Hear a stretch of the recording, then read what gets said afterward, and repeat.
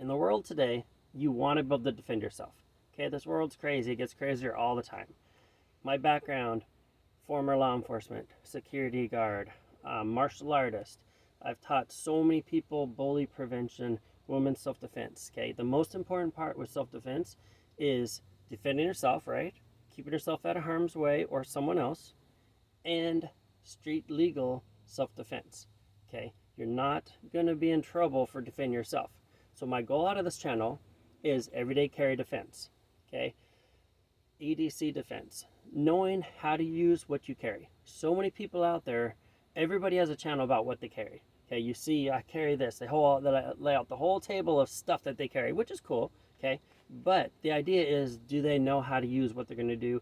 Do they put it in a position that they can use it? There's so many safety tips people don't really talk about. That's my goal out of this channel, is self-defense, using your stuff if it comes to it. So let's talk about the pocket knife. I keep it in an area where I can pull it out the way I want to use it. So the idea is, if I have this Karambit, awesome knife, this is my weapon of choice. Okay, this thing is gorgeous. I love it. It's got the hooked blade. It's got the circle for your finger. The idea is, when you hold this thing, one of the best ways, there's so many things you can do with it. Okay, so but one of the coolest things is you hold it in your hand.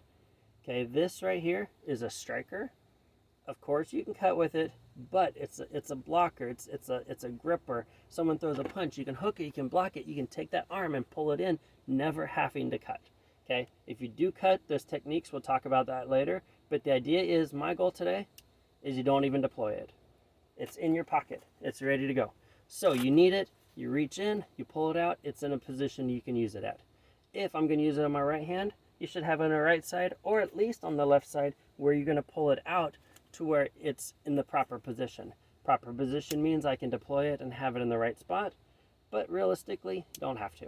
So with this, you've got the pressure points, you've got soft areas. If you were to strike somebody in the side of the head, if you were to hammer fist somebody in the side of the head, soft spots, ribs, stomach, anywhere you want to strike, arms, there's pressure points all over your body. Someone throws a punch and you strike them.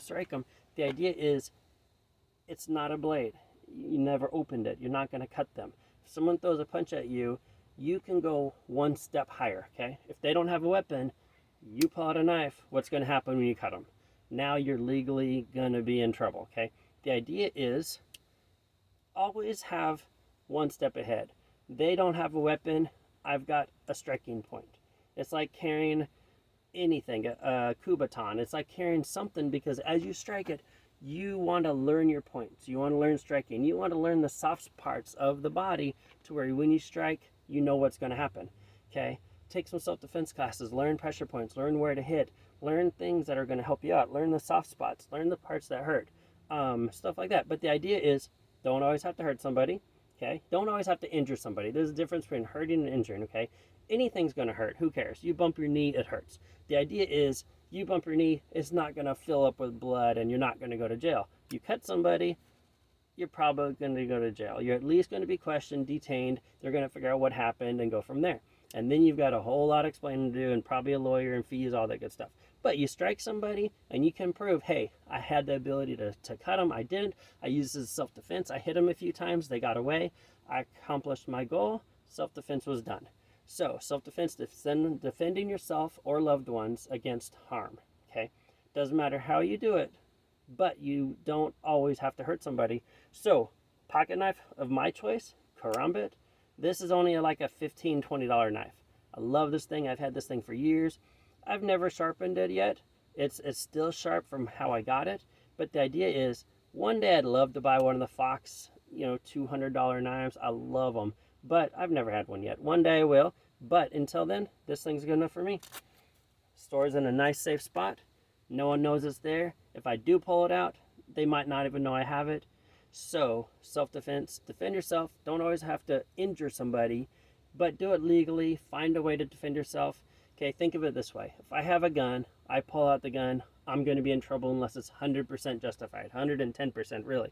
I shoot somebody, it's got to be 180% justified, or else you're going to be in trouble, especially if you're a cop. Okay, but the idea is if I have a gun, I don't use it, it's a backup, right? I carry it, but am I going to pull it out if someone confronts me? No, it's backup. Okay, think of this as a gun. Okay, you can pulling it out is not a gun. Pulling it out is self-defense. The second you pull it out, now it's a lethal weapon, okay?